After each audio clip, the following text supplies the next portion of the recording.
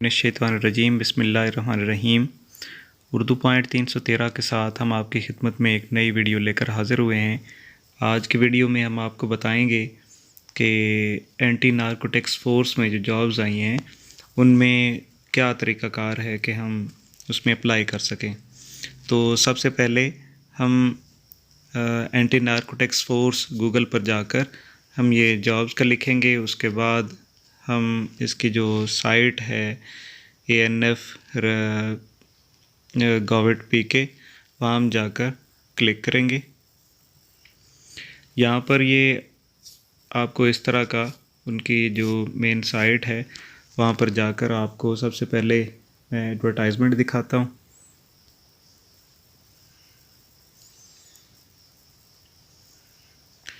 जी, तो एडवर्टाइजमेंट आपके सामने है। इसमें ये लिखा हुआ है रावलपिंडी इनका हेडक्वार्टर है और ये एप्लीकेशन के बारे में उन्होंने बताया है। ये दो तरह की है मीडियम से, एक मीडियम उर्दू में है और इसी तरह एक इंग्लिश में है। तो सबसे पहले आपको यहाँ पे नज़र आ रहा होगा कि असिस्टेंट की जो पोस्ट है उसकी तादाद कितनी है और उसकी रिक्वायरमेंट क्या है, एज लिमिट क्या है और इसका कोटा जो है वो किस तरह तकसीम किया गया है। इसी तरह सब इंस्पेक्टर की पोस्ट कितनी है, इसकी रिक्वायरमेंट्स क्या है, उसके बाद एज लिमिट क्या है, उसके बाद इसका कोटा भी उन्होंने बताया है। उसके बाद सब इंस्पेक्टर की तरफ चलते हैं तो ये हार्डवेयर का है, ये BCS इसकी है रिक्वायरमेंट है। उसके बाद एज लिमिट है और इसी तरह स्टेनोटाइपिस्ट है और उसके बाद DEO, ये बेसिक पे स्केल 14 का होता है। उसके बाद फ़ोटोग्राफ़र है, उसके बाद UDC अपर डिवीज़न क्लर्क है, उसके बाद ASI इसकी 38 हैं और इसी तरह इसका उन्होंने एज लिमिट भी लिखी है और रिक्वायरमेंट भी लिखी है और इधर उन्होंने कोटा भी बता दिया कि पंजाब में कितने हैं और इसी तरह बाकी इलाकों से।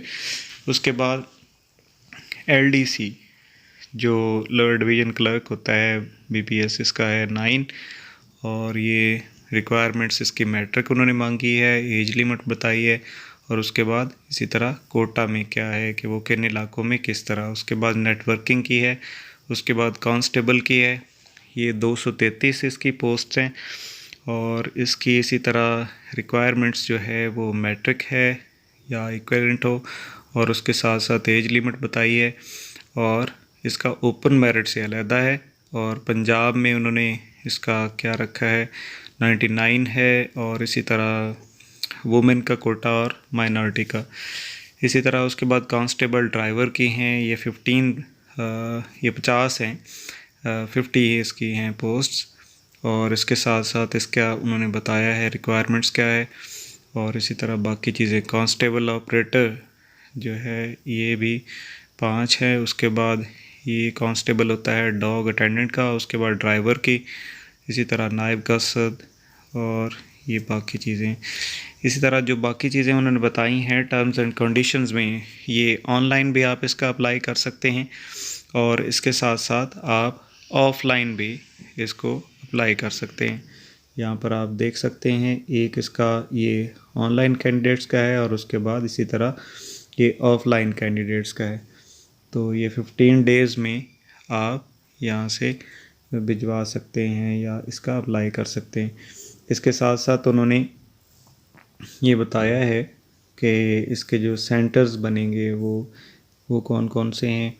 तो एक इसका लाहौर है, इसके साथ साथ ये रावलपिंडी है, फिर कोयटा है, कराची है और इसी तरह पेशावर है। तो ये इसके सेंटर्स उन्होंने बताए हैं। उसके साथ साथ ये एज लिमिट का उन्होंने बताया है कि 5 साल जो हैं ये उन्होंने शामिल कर दिए हैं जो एज लिमिट उन्होंने बताई है। उसके बाद जो है बाकी चीज़ें उन्होंने लिखा है no TRDA will be admissible. उसके बाद ये आपने जो दरख्वास्त भेजनी है अपनी, ये OIC रिक्रूटमेंट सेल है और ये कहाँ पर है, ये चकलाला एयरबेस जो है ये इसी तरह रावलपिंडी में है। ये इसका मुकम्मल एड्रेस लिखा हुआ है अगर आपने ये भेजनी है ऑफ़लाइन। तो उसके बाद ये भी आसानी के लिए उन्होंने लिखा है, ये भी उर्दू में मुकम्मल आपको मिल सकता है अगर आप इनके साइट पर जाएं। तो यहाँ पर जो उनके टर्म्स एंड कंडीशंस थी ये भी उर्दू में उन्होंने लिख दी हैं।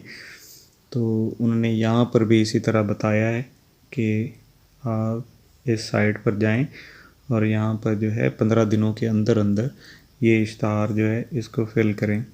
उसके बाद ये मुख्तलिफ़ इलाक़ों में जो चीज़ें होती हैं कि अक़लियती फ़िरक़ों में जो शेड्यूल कास्ट है जिसमें बौद्ध मत बरादरी है और बाकी ये कुछ इलाके हैं, कबायली इलाके हैं, आज़ाद कश्मीर है और इस तरह गिलगित बल्तिस्तान है, सिंध का जो रूरल एरिया है, दही इलाका है और इसी तरह बलूचिस्तान के उम्मीदवार जो हैं उनका इसी तरह उन्होंने बताया है कि इनका क्योंकि ये पूरे पाकिस्तान में है और ये 3 साल की फिर उन्हें रियायत दी जाएगी।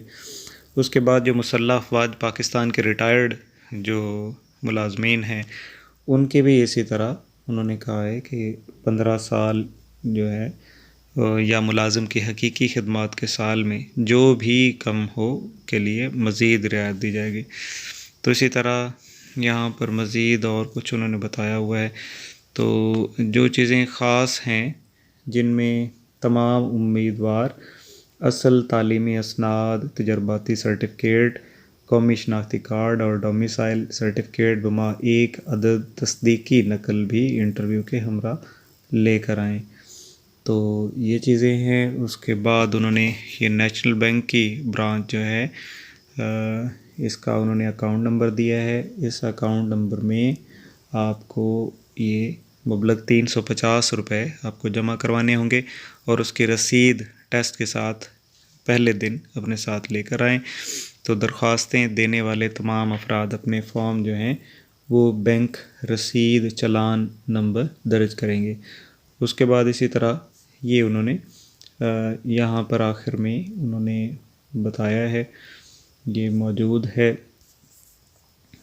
उनका एड्रेस भी मौजूद है कि आप इस एड्रेस पर अपने डॉक्यूमेंट्स जो हैं वो भेज सकते हैं।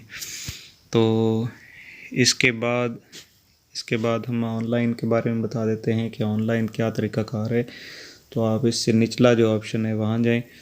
तो यहाँ पर ये उन्होंने लिखा हुआ है कि नोट फरमा लें कि बराए मेहरबानी दरख्वास्त अप्लाई करने से पहले मबलग 350 रुपये नेशनल बैंक ऑफ पाकिस्तान की किसी भी ऑनलाइन ब्रांच में ANF welfare fund account number दिया हुआ है, ब्रांच कोड नंबर दिया हुआ है, में जमा करवाएं और रसीद संभाल कर रखें जो पहले भी हमने पढ़ा है। और इसके बाद मज़कूरा रसीद बवक्त इम्तहान जमा करवाना लाजमी होगी।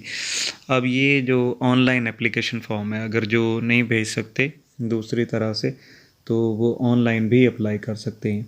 तो यहाँ पर उर्दू में भी उन्होंने लिखा है कि ये KB का उन्होंने लिखा है, ये इसी तरह PPSC का भी होता है। तो 16 KB जो है वो तस्वीर होनी चाहिए और उसका जो मवाद है, उसका जो डाटा है, और उसके बाद ये किस फॉर्मेट में होनी चाहिए ये फॉर्मेट भी उन्होंने बताया है कि JPEG, JPG, PNG और GIF जो है ये इस तरह का होना चाहिए। और उसके बाद यहाँ पर आप अपनी तस्वीर जो है वो अपलोड कर सकते हैं। इसके साथ साथ आगे अगर हम देखते हैं इस फॉर्म में क्या है कि यहाँ पर मुकम्मल नाम होना चाहिए और उसके बाद जो है वालिद का नाम है, ID कार्ड नंबर है और इसके बाद जो है वो तारीख़ पैदाइश है। तो इसके साथ साथ आगे जो है पोस्टल एड्रेस है और पोस्टल एड्रेस के बाद जो है ये मोबाइल नंबर है और फिर ईमेल है, इसी तरह ये टेलीफ़ोन नंबर है। तो आगे अगर आप देखें तो वहाँ पर लिखा हुआ है कि पोस्ट रिलेटेड इंफॉर्मेशन मालूमात बाय असामी। तो इसमें क्या चीज़ें हैं कि आपने जिस सीट के लिए आपने अप्लाई करना है तो उसका इंतखाब करेंगे। यहाँ पर आपके सामने है असिस्टेंट है, सब इंस्पेक्टर है, ये हार्डवेयर का है और इसी तरह जो हमने सीट्स वहाँ पर देखी थी आप यहाँ पर क्लिक कर दें और उसके बाद आप अप्लाई कर सकते हैं।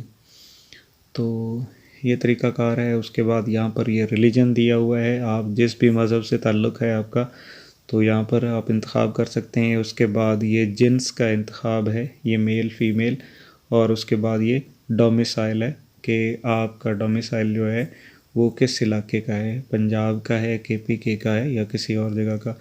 उसके बाद जब आप वो मुंतखब कर लेंगे, सूबा मुंतखब कर लेंगे, और उसके बाद फिर इसी तरह ये अज़ला है, आपका ताल्लुक़ जिस भी ज़िला से है, पाकपतन से है, बहावलनगर से है, अटक से है, जहाँ से भी, तो आप उसका इंतखाब करें। उसके बाद जो है ये सिलेक्ट एग्ज़ाम सेंटर, या आपने वही एग्ज़ाम सेंटर जो है उसको लिखना है जहाँ पर आप, जो आपके करीब तरीन है। मिसाल के तौर पर लाहौर बनता है, रावलपिंडी, पेशावर, कराची, कोयटा, जो भी आपका करीबी है।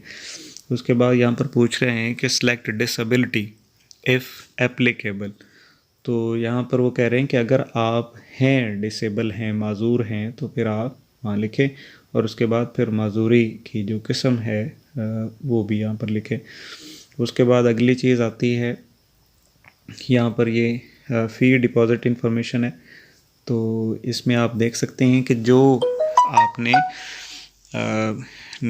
जिस बैंक का वो कह रहे हैं कि वो रसीद आपको जब मिल जाएगी तो उसका नंबर जो है वो आपने यहाँ पर दर्ज करना है।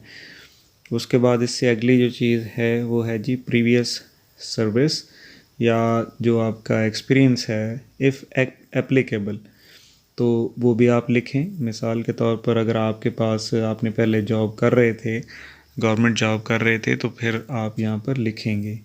तो ये उन लोगों के लिए है, और रैंक भी लिखा है, और उसके साथ साथ उन्होंने ये साहब का सर्विस नंबर, और आप किस शोबे में महारत रखते हैं, रैंक है, जो भी शोबा आपका है, तो ये सारी वो चीज़ें यहाँ पर आ जाती हैं। उसके बाद ये इंतहाई आसान है, और उसके बाद यहाँ पर ये उन्होंने लिखा है कि क्वालिफ़िकेशन डिटेल, आपकी जो तालीमी काबिलियत है उसके बारे में भी आप यहाँ पर लिखें। तो सबसे पहले ये मैट्रिक अगर आपने किया है तो यहाँ पर आप लिखें, और उसके बाद उसके टोटल मार्क्स, और उसके बाद आप 10 जितने आपने हासिल किए हैं वो यहाँ पर लिखें। उसके बाद आप लिखें यहाँ पर जो आपकी डिवीज़न है या आपका ग्रेड है वो आप लिखें, और उसके बाद यहाँ पर पासिंग ईयर है। उसके बाद अगर आपने FA किया है, ICS किया है, FSC किया है, जैसे भी, तो वो यहाँ पर आप लिखेंगे उसके कुल नंबर, और उसके बाद आप 10 मार्क्स हैं, और उसके बाद इसी तरह डिवीज़न है, ग्रेड है, और पासिंग ईयर। फिर इसी तरह अगर आपने ग्रेजुएशन की है किसी भी मज़मून में, आपकी आर्ट्स में है, BS किया है या BCS किया है, या जो भी है इसके मुसावी है, तो यहाँ पर कुल नंबरात लिखें। उसके बाद आगे ऑब्टेन्ड मार्क्स हैं, फिर इसी तरह डिवीज़न है, ग्रेड है, वो यहाँ पर आप लिखें, और उसके बाद यहाँ पर उसका पासिंग ईयर है। तो अगर आपके पास MA है तो यहाँ पर आप इसको क्लिक कर दें, और उसके बाद ये यहाँ पर वो कह रहे हैं कि मैं तस्दीक करता हूँ कि दी गई तमाम मालूमात को पढ़ लिया है, और फराहम करदा मालूमात जो हैं वो बिल्कुल दुरुस्त हैं, मुसद्दिका हैं। तो यहाँ पर आप क्लिक करेंगे, और उसके बाद वो यहाँ पर एक नंबर आएगा, कोड नंबर आएगा, और उसके बाद यहाँ पर आप इसे सबमिट कर दें। तो ये तरीक़ाकार है ऑनलाइन एप्लीकेशन का, इंतहाई आसान है। अगर आपको नहीं भी समझ आ रही तो आप फिर भी मुझसे पूछ सकते हैं, अपनी राय दे सकते हैं। और उसके बाद फिर भी नहीं समझ आ रही तो ये गाइडलाइंस जो है ये यहाँ पर उन्होंने अलहदा से उन्होंने यहाँ पर भी बनाया है कि आप गाइडलाइन ले सकते हैं, यहाँ से पढ़ सकते हैं। उसके बाद अगर आपके पास, जब आपकी एप्लीकेशन जो है वो सबमिट हो जाए, तो फिर आप यहाँ पर उसका स्टेटस जो है वो भी चेक कर सकते हैं। तो एप्लीकेशन स्टेटस है, ये किस तरह चेक करना होता है, तो यहाँ पर वो कह रहे हैं कि CNIC अपना जो है ID कार्ड जो है, शनाख्ती कार्ड जो है, वो विदाउट डैश के साथ आपने सिर्फ नंबरात जो हैं उसके वो यहाँ पर शामिल करने हैं, और उसके बाद इसी तरह ये चेक एप्लीकेशन स्टेटस जो है, तो फिर आपको पता चल जाएगा कि आपकी दरख्वास्त जो है वो जमा हुई है या नहीं हुई है।